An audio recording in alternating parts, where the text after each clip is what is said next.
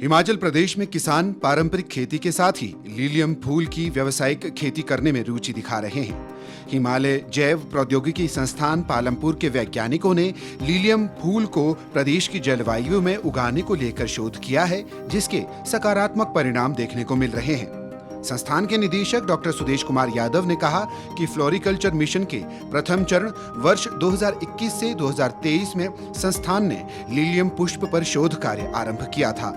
उन्होंने बताया कि मिशन के तहत लेह लद्दाख, लाहौल स्पीति और मंडी में सैकड़ों किसान लीलियम की खेती कर रहे हैं।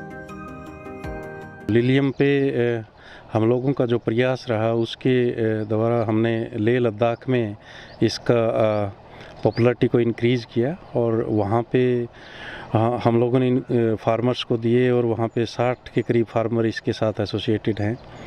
और इसी तरह से लाहौल स्पीति में भी 300 फार्मर के करीब इस क्रॉप के कल्टीवेशन में इन्वॉल्व हैं और मंडी क्षेत्र में भी 50 से 60 फार्मर्स एसोसिएटेड हैं। तो आज तक इस प्रयास में हम लोगों ने लगभग 10 लाख के करीब प्लांटिंग मटेरियल लीलियम के डिफरेंट फार्मर सोसाइटी को और इंडिविजुअल फार्मर्स को प्रोवाइड किए हैं और वो इसका कल्टीवेशन कर रहे हैं। संस्थान के वरिष्ठ वैज्ञानिक डॉक्टर भव्य भार्गव ने कहा कि लीलियम हॉलैंड की फसल है और दुनिया में इस फूल की बहुत मांग है। भारत में इसे आयात किया जाता है। भार्गव ने बताया कि संस्थान में फ्लोरिकल्चर मिशन के तहत लीलियम के बल्ब उत्पादन पर भी शोध किए गए और भारत की विभिन्न जलवायु के अनुसार इन्हें विकसित किया गया। उन्होंने बताया कि बाजार में एक लीलियम पुष्प की कीमत 40 रुपए से अधिक है। ऐसे में किसानों को प्रति एकड़ जमीन पर लीलियम की खेती से 12 से 15 लाख रुपए तक की आमदनी हो सकती है। अनुमानित तौर पर दुनिया भर के कुल सालाना कारोबार में कंदीय फूलों का तकरीबन 12,000 करोड़ रुपए का व्यापार है। हमारे साथ तकरीबन 500 किसान इसमें जुड़े हुए हैं, इसकी खेती कर रहे हैं, हमारे मिशन से लाभान्वित हैं और तकरीबन उनको 4 से 5 करोड़ की इनकम उन्हें हो रही है। साथ में हम कुछ इनके एक्सपेरिमेंट्स कर रहे हैं, जैसे लीलियम की वाज लाइफ कैसे बढ़ाई जाए। कुछ मॉलिक्यूल्स हमारे पास हैं जो हम टेस्ट कर रहे हैं कि इनकी जो मांग में बाज़ार में जाके जैसे इनकी वाज लाइफ है और जो क्वालिटी है वो ज़्यादा अच्छी रहे, प्रिजर्व रहें ज़्यादा दिन तक फ्लावर, उस रूप में भी कम काम कर रहे हैं। और साथ में ही कुछ हमारे ऑटोनोमस ग्रीन हाउस सिस्टम में भी कुछ एक्सपेरिमेंट्स कर रहे हैं, जिसमें हम देख रहे हैं कि इसकी फ्लावरिंग को हम और अर्ली कैसे ले सकें, तो जिससे कि जो फ्लावर रेगुलेशन है और जो मार्केट में जो हमारे किसान फूल भेजें वो डिमांड के अनुसार हो, मांग के अनुसार हो और उनको अच्छी आय मिल सके।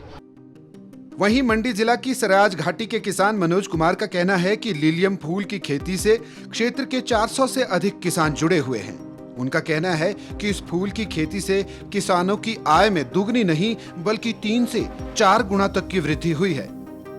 हमारे सराज घाटी में जो पुष्प की खेती की जाती है, इसमें हमारे सराज घाटी से 400 से 500 परिवार जो है फूलों की खेती कर रहे हैं। इसमें लीलियम भी मुख्य तौर पे ये हमारी फसल है। वहीं मंडी के घोर विकास खंड के किसान कुंदन लाल का कहना है कि वो खेती बाड़ी में एकीकृत मॉडल के तहत कार्य करते हैं।